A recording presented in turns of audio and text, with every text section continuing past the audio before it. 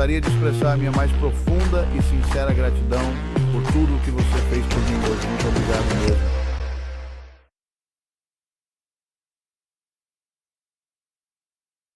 Olá, aqui é o Dr. Brian Ames. Bem-vindo ao Faith is Now. É sempre um prazer cumprimentar você e encontrá-lo aqui neste programa, onde queremos trazer para você um entendimento da palavra de Deus. A Bíblia nos diz que, uma vez que somos transformados, não devemos nos conformar com este mundo, mas sermos transformados pela renovação da nossa mente, pela lavagem da água da palavra. Precisamos mergulhar na palavra.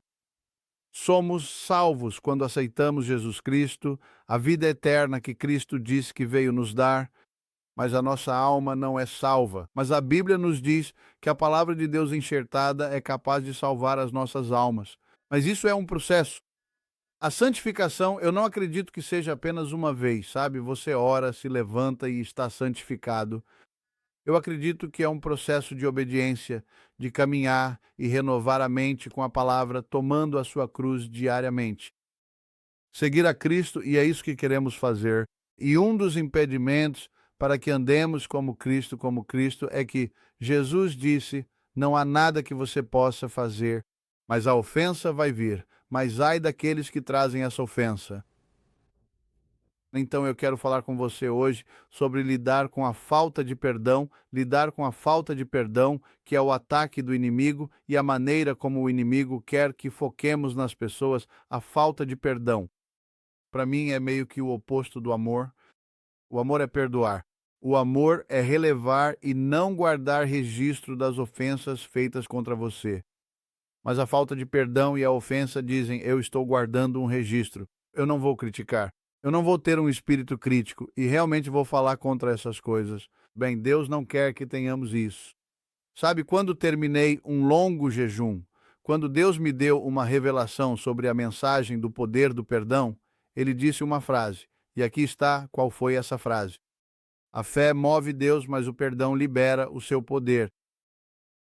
Agora, eu quero, primeiro de tudo, vamos começar estabelecendo o que exatamente significa perdão. Já ensinamos a primeira sessão, a segunda sessão, assim como esta terceira sessão sobre perdão. Então vamos falar sobre isso. Essas são definições de dicionário. Desculpar uma falha ou uma ofensa, perdoar. Renunciar à raiva ou ressentimento contra alguém, deixar de guardar e alimentar isso contra a pessoa, absolver de um pagamento, quitar uma dívida de alguém, por exemplo, abster-se de impor punição a um ofensor ou de exigir satisfação por aquela ofensa, conceder perdão sem guardar ressentimento, perdoar. De forma mais enfática, implica liberar da responsabilidade por uma penalidade decorrente de uma ofensa, desculpar. É passar por cima de um erro, é superar a falha da pessoa sem exigir punição. Eu te perdoo, mas não vou pedir que alguém te puna. Eu vou te liberar. Eu vou deixar isso para lá. Deixar de culpar ou de guardar ressentimento contra alguém. Livrar da obrigação ou parar de culpar. Desculpar ou relevar. Eu simplesmente vou deixar isso para lá. Eu estou desculpando isso. Não guardar mágoa. Não guardar mais nada ou nenhum sentimento contra. Mas vamos falar sobre o que exatamente acontece quando somos perdoados. Porque, veja, lembre-se da afirmação: a fé move Deus, mas o perdão libera o poder. Vamos voltar ao dia em que você clamou pelo nome de Jesus. Lembre-se do que a passagem da Bíblia diz: todos aqueles que invocarem o nome do Senhor serão salvos. Todos aqueles que invocarem o nome do Senhor, outra passagem diz, serão libertos. Veja, uma vez que o perdão me foi concedido, comecei a meditar sobre isso e a pensar sobre isso e dizer, e quanto a isso? E então, quando o perdão foi liberado do céu, foi isso que começou a acontecer na minha vida. Eu agora havia nascido de novo. Uau! Eu me lembro como se fosse ontem, a sensação. Era como se até minha boca tivesse um gosto mais limpo quando eu respirava o ar, a raiva, a amargura, a ansiedade, todo o estresse, e essas coisas tinham ido embora. Eu nasci de novo, eu fui salvo. A Bíblia nos diz que todas as coisas do passado estavam mortas e tinham passado. Eu era uma nova criatura em Cristo, algo que nunca havia existido antes. Portanto, se alguém, agora estamos lendo em 2 Coríntios 5, versículo 17, vou dizer de novo, 2 Coríntios 5, versículo 17. Portanto, se alguém está em Cristo, é uma nova criatura. As coisas velhas já passaram, eis que tudo se fez novo. Eu era um odre novo, apenas esperando para ser cheio desse vinho novo do céu, e isso significa que agora sou uma nova criação. Eu posso conter essa nova aliança, realmente ter o Espírito de Deus habitando sobre mim. Agora eu sou o templo. Eu fui transportado, como a Bíblia nos diz, do reino das trevas para o reino da luz do seu Filho Jesus. Agora lembre-se, a fé move Deus, mas o perdão libera o seu poder. A mensagem que somos ordenados a pregar para você é chamada de boas novas. É isso que evangelho significa, diz o evangelho do Senhor Jesus Cristo. Evangelho significa boas novas. Então estamos falando sobre as boas novas. A penalidade do pecado foi paga, o que significa que o poder do pecado pode ser quebrado em nossas vidas. Veja, há 3 coisas em cada um desses aspectos. Existe a penalidade do pecado, o poder do pecado e a presença do pecado. Cristo na cruz pagou a penalidade do pecado, o que nos deu a capacidade de quebrar o poder do pecado. Agora, até a próxima era e a próxima vida, sempre estaremos em um planeta onde a presença do pecado existe, mas temos o poder de quebrar o poder do pecado, porque a penalidade do pecado, através de Cristo, que a tomou sobre si na cruz, agora tornou isso possível. Eu acho isso poderoso. Então você tem a penalidade da doença. O salário do pecado é a morte. Toda vez que pecamos, semeamos sementes de morte. Elas começam a crescer como instabilidade mental ou tormento e dor física. Então temos a penalidade da doença, o poder da doença e temos a presença da doença. Sempre estaremos neste mundo até que Cristo venha e um novo céu e uma nova terra surjam, aquela nova era de que a Bíblia fala. Nesta era estaremos sempre na presença da doença, porque sempre há alguém pecando em algum lugar. E o pecado é a raiz, a doença. É o fruto. Então, parte da maneira como o diabo age, ele conhece as leis do universo, ele sabe disso. A lei do perdão diz: se você não perdoa, você não pode ser perdoado. Bem, o mesmo Espírito que cura é o mesmo Espírito que perdoa. Portanto, se você não perdoa, você não pode ser curado. Mas porque Cristo pagou a penalidade na cruz pelo pecado e no poste de açoites, a penalidade foi paga pela doença em nossos corpos. Agora, a penalidade do pecado, a penalidade da doença já foi paga, a penalidade foi paga, a penalidade foi quebrada. Agora podemos dizer, porque essa penalidade foi paga, em nome de Jesus, podemos quebrar o poder do pecado e o poder da doença. Cara, alguém certa vez disse: se o sangue de Jesus é tão poderoso, por que as coisas ainda estão tão terríveis por toda parte? E parece que está ficando cada vez pior. Bem, também há sabão em todo lugar, mas você pode trabalhar em uma fábrica de sabão, pode ter sabão ao seu redor, mas você precisa pegar o sabão e aplicá-lo. Da mesma forma com o sangue de Jesus, da mesma forma com o perdão, você precisa começar a ser uma pessoa que diz: eu estou usando essa ferramenta que Deus me deu, o poder do perdão, para primeiro libertar a mim mesmo. Porque a Bíblia diz que devemos primeiro trazer a nós mesmos a obediência, antes de podermos trazer outros à obediência. Você sabia que Deus quer te libertar? Você sabe que Deus quer que você seja lavado pelo sangue precioso dele e seja perdoado? Então, não só Ele quer te redimir, te libertar, te livrar, mas Ele também quer realmente te usar como um ministro capaz da reconciliação, contando sua história, seu encontro para outras pessoas. Agora, você pode não ser empregado como um ministro em tempo integral, mas ainda assim, não importa qual seja o seu trabalho ou para onde você vá, Deus quer que você leve essa mensagem, esse evangelho, essa boa notícia. Ele quer que você leve isso para todo o mundo e apresente as pessoas dizendo: você pode perdoar e pode ser perdoado. Você pode ser aliviado dos seus pecados. Você pode ser aliviado das suas dores e dos seus problemas. Salmos 103, 1, 5. Bendize, ó minha alma, ao Senhor, e não esqueças seus benefícios. Ele perdoa nossas iniquidades e cura todas as nossas doenças. Não apenas alguns pecados ou enfermidades, mas todos. Eu creio que preciso parar de olhar para a força e o tamanho da doença e da enfermidade, e preciso começar a olhar para a força, o poder e o tamanho do meu Deus, que disse: está consumado. Todas as coisas podem ser curadas. Todas as coisas podem ser perdoadas. Não é maravilhoso? Há uma coisa, se existe algo que não pode ser perdoado, ele nos diz, e ele realmente nos disse, e foi isso que ele disse. Ele disse: a blasfêmia contra o Espírito Santo não pode ser perdoada. Então vamos evitar isso. Muitas pessoas se preocupam achando que já fizeram isso, mas aqui está o segredo. Se você está preocupado com isso, é porque não fez, pois teria uma mente reprovada e realmente não se importaria. E você saberia que fez porque faria de propósito. Então, se você tem esse medo, apenas diga: cale a boca, diabo, e saia daqui, porque isso é besteira. Se você está preocupado com isso, isso me mostra que seu coração ainda está certo com Deus, mas o diabo só tem mentido para você. Então, perdoe a si mesmo. Se você errou ou pecou, perdoe a si mesmo, pois você precisa perdoar os outros e também a Deus, se o julgou severamente. Então, precisamos levar essa boa mensagem, a mensagem de que verticalmente Deus do céu nos perdoará. E então, de graça recebemos, de graça devemos dar, precisamos horizontalmente. Vertical é Deus para o homem, homem para Deus, horizontal é homem para homem. Estes são os dois maiores mandamentos. Ame o Senhor, seu Deus, de todo o coração, mente e alma. E ame o próximo como a si mesmo. Amar o Senhor é vertical.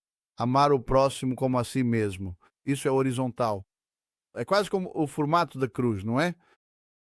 Vertical e horizontal. Isso é poderoso. Atos, capítulo 24, versículo 16. Este é o apóstolo Paulo que estudou aos pés de Gamaliel, o maior dos fariseus.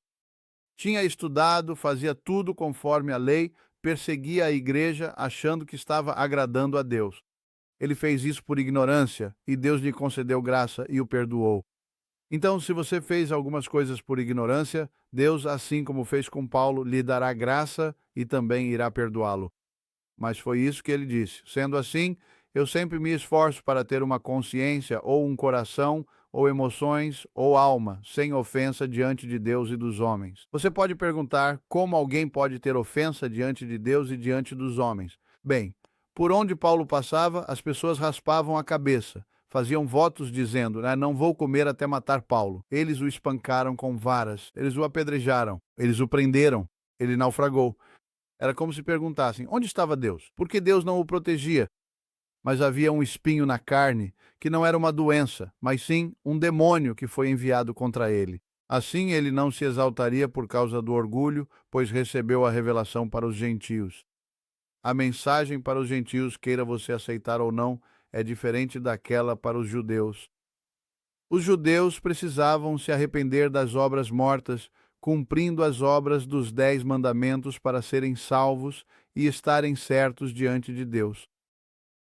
Os gentios precisavam se arrepender da idolatria, da fornicação e de todos esses outros pecados, e havia um tipo diferente de arrependimento.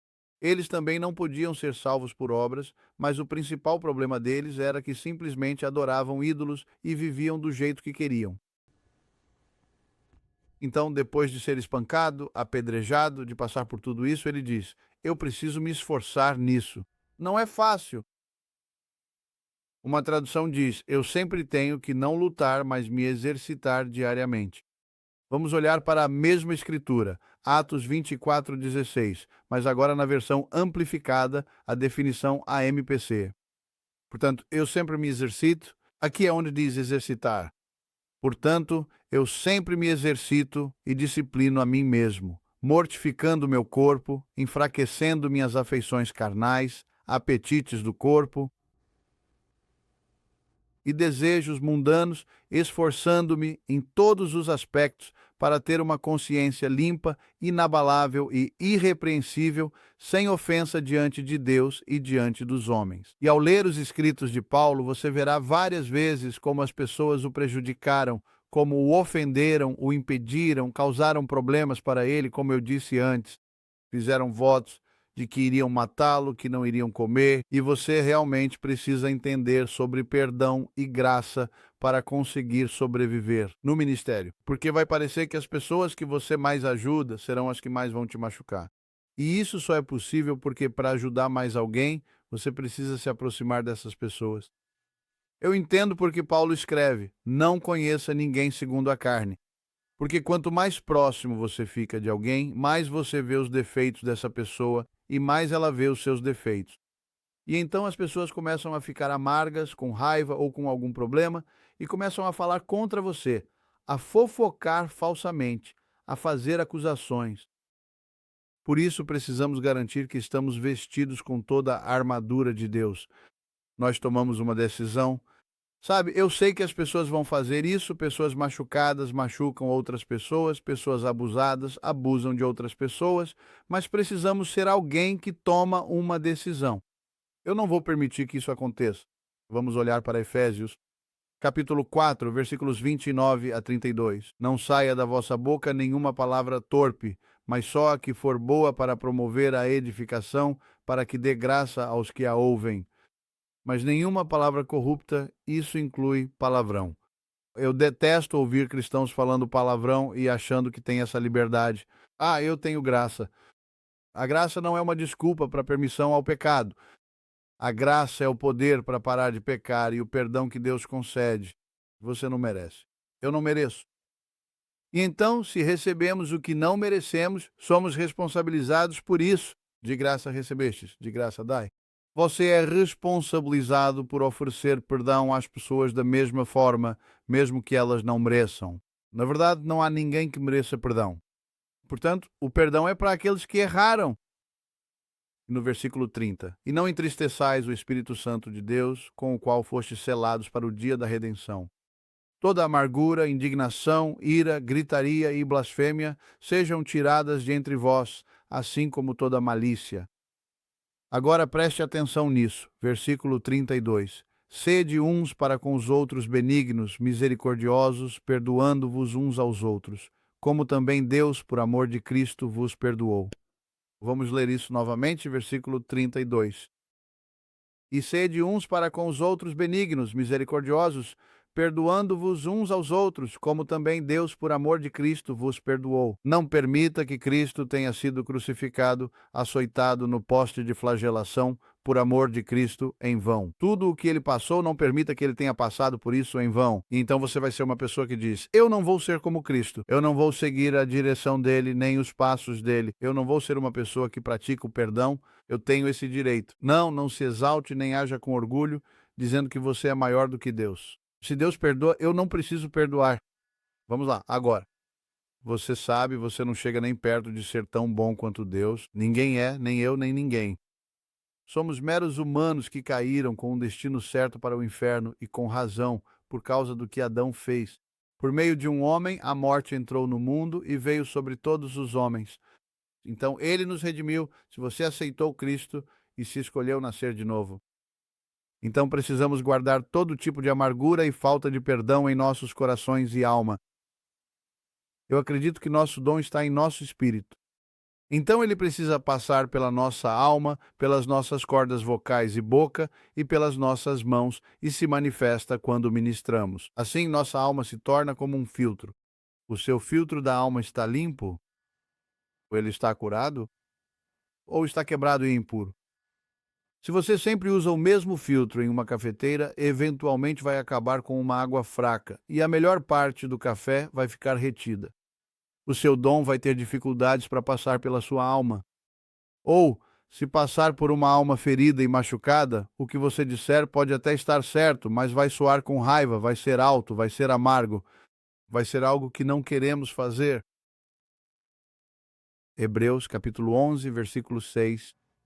Mas sem fé é impossível agradar a Ele, pois aquele que se aproxima de Deus deve crer que Ele existe e que recompensa aqueles que o buscam diligentemente. Há uma recompensa para os que buscam com diligência. Quem não busca com diligência não recebe a recompensa dos diligentes. Gálatas, capítulo 5, versículo 6. Pois em Jesus Cristo nem a circuncisão nem a incircuncisão tem valor algum, mas a fé que opera pelo amor.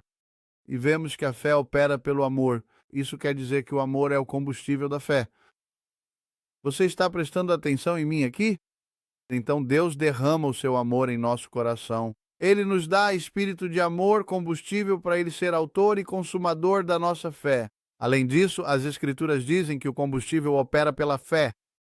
Se a raiva, a amargura e a falta de perdão devoram e consomem todo o amor que está em nosso coração, então não há combustível para a nossa fé. Nossa fé não pode funcionar sem combustível. Um carro não pode funcionar sem combustível. Você vai girar a chave do motor e ele não vai ligar. Você vai orar, vai fazer todas as coisas, mas suas palavras cairão por terra. Sem fé, lembre-se, eu li a Escritura antes, sem fé você não pode agradá-lo. Você pode ter fé, mas sem combustível, isso a torna uma fé morta, porque fé sem obras é morta. Sua fé não funcionará sem amor. Você me ouviu? E mesmo que você tenha todos os dons, que faça todas as coisas, se não houver amor, diz que você é apenas um barulho alto. O motivo é que não foi feito em fé, foi feito na carne. Gálatas capítulo 5, versículo 6.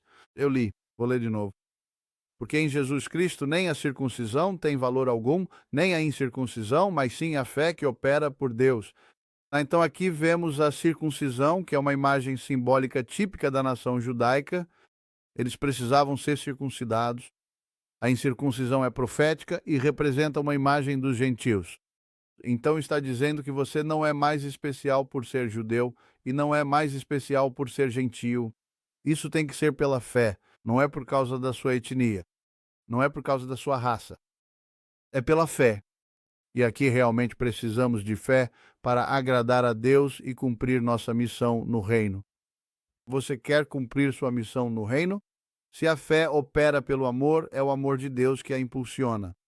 Deus nos ordena a amar, portanto, ele provê o amor com o qual devemos agir. Deixe-me provar isso para você. Vamos para Romanos capítulo 5, versículo 5. E a esperança não traz confusão, porque o amor de Deus é derramado em nossos corações pelo Espírito Santo, que nos foi dado. Você ouviu isso? O amor de Deus é derramado em nossos corações pelo Espírito Santo que nos foi dado.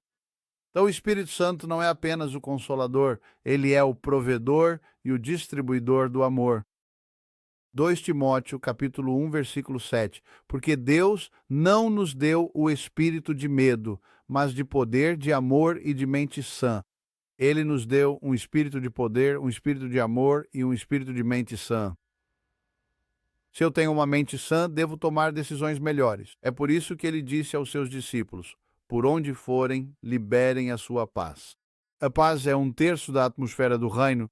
Então eu acredito que, ao liberarmos essa atmosfera, agora vamos liberar o reino que está em nós e teremos a atmosfera do reino. Porque se você puxar da atmosfera do mundo e já entrou na casa de alguém onde houve briga, você sente aquela tensão e aquele estresse ali. E aquilo não era a atmosfera do reino, aquilo era a atmosfera mundana, né? Aquilo era carne e obras da atmosfera. Mas ele quer que liberemos a paz, para que seja a paz do reino. Então, como em outras palavras, o motel ou o quarto onde você está hospedado quando vai ministrar e viajar. É como se você tivesse um escritório corporativo com uma atmosfera corporativa para ouvir da matriz. Acho que essa é uma boa maneira de explicar isso. Deixe-me tomar um gole de água aqui. Então Deus derramou o seu amor em nosso coração pelo Espírito Santo que ele nos deu, e ele nos deu o espírito de amor. Portanto, não temos desculpa para não ter combustível para a fé e para a nossa fé não funcionar. Se a fé opera pelo amor, ele é seu combustível. Mágoas e raiva são como um câncer que consome o amor no coração. Sem amor, a fé não funciona e as orações não têm resposta. Sem fé, não somos achados agradáveis a Deus. Se isso continua, passamos a funcionar em um espírito religioso. E ao realizar atos e obras religiosas sem o Espírito Santo, é isso que estamos fazendo. Isso funciona em nível pessoal, mas também funciona em nível coletivo. É preciso fé para que as orações sejam respondidas. É preciso fé para que elas se elevem e ascendam aos céus.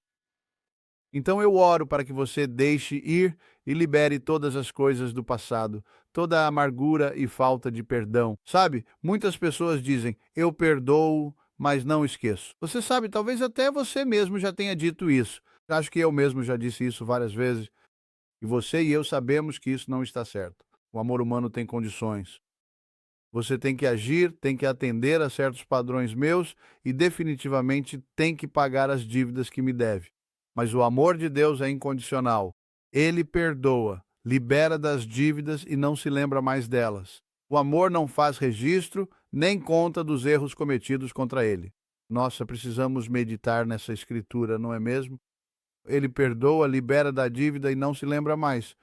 A Bíblia nos diz que quando Deus perdoa, Ele também separa nossos pecados de nós, assim como o leste está longe do oeste. Nós também precisamos perdoar e separar a ofensa da pessoa. Pode ser que precisemos nos lembrar muitas vezes de que tomamos a decisão de perdoar e liberar o indivíduo da dívida que tinha contra nós, mas precisamos levar nossos pensamentos cativos. Agora, não é verdade que normalmente ficamos revivendo a ofensa que nos foi feita?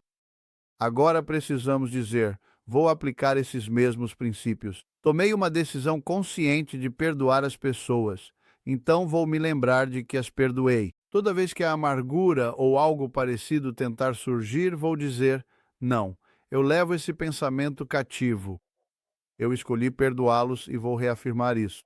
Eu os perdoei. Eu os amo. Eu não os responsabilizo. Eles não precisam me pagar de volta. Não há dívida.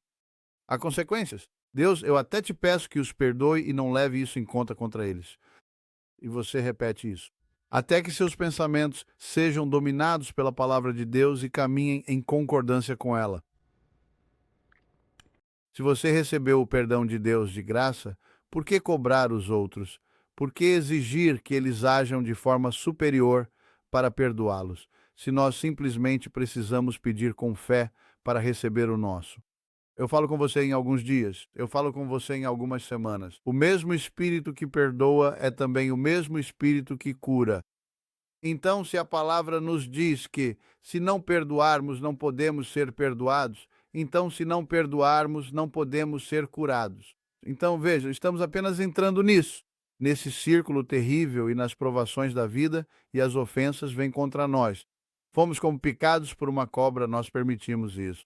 Mas, como Paulo, quando ele foi picado, quando aquela víbora saiu da lenha por causa do calor, temos que sacudi-la e não permitir que os dardos inflamados do diabo nos impeçam, nos machuquem. Temos que andar pela fé. Eu acredito que podemos fazer isso. E você?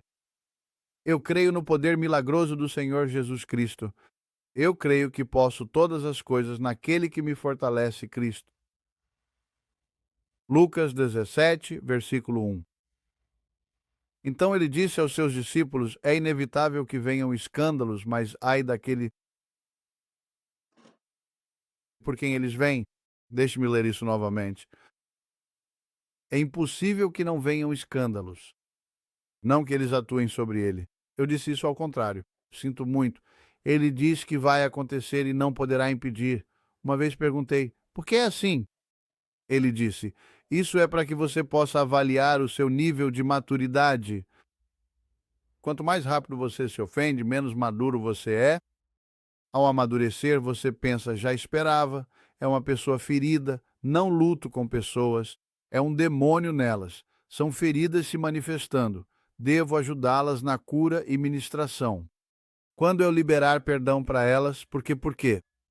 A fé move Deus, mas o perdão libera o poder dele. E se eu quero ver as pessoas libertas, eu preciso perdoá-las para que o poder dele possa ser liberado. Sabe, se você ainda não aceitou Jesus Cristo como seu Senhor e Salvador, eu vou te dar essa oportunidade agora. Creia em seu coração, confesse com sua boca, Jesus é o Filho de Deus, ele morreu pelos seus pecados e ressuscitou dentre os mortos. Você nascerá de novo. É isso que está escrito no livro de Romanos.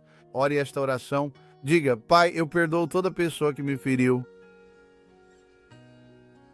Eu libero o passado e deixo ele ir. Eu creio que Jesus é o Filho de Deus. Eu creio que ele morreu pelos meus pecados. Eu creio que ele ressuscitou dentre os mortos. Senhor, entra no meu coração e seja meu Senhor e Salvador. Eu confesso com minha boca, Jesus é o Senhor. Eu creio que se você acabou de fazer essa oração, você acabou de nascer de novo. Meu amigo, procure uma igreja que acredita na Bíblia, diga a eles que você precisa ser batizado nas águas agora e que precisa ser discipulado. Você quer se tornar parte da família. E você sabe, Deus também providenciou cura, então eu libero cura sobre você. Ordene que a dor vá embora, tome autoridade, comece a caminhar com o poder e a autoridade no nome de Jesus. Seja curado em nome de Jesus. Na tela você vê que há um endereço de e-mail, um número de WhatsApp. Você pode me enviar um SMS ou me ligar. Diga se este programa é uma bênção para você. Ficamos felizes por sua audiência constante. Então, até a próxima vez. Aqui é o Dr. Bryan Adams. Eu espero milagres todos os dias. Eu os espero todos os dias e espero que eles aconteçam para você também. Que Deus te abençoe. Nos vemos na próxima vez. Na fé e agora.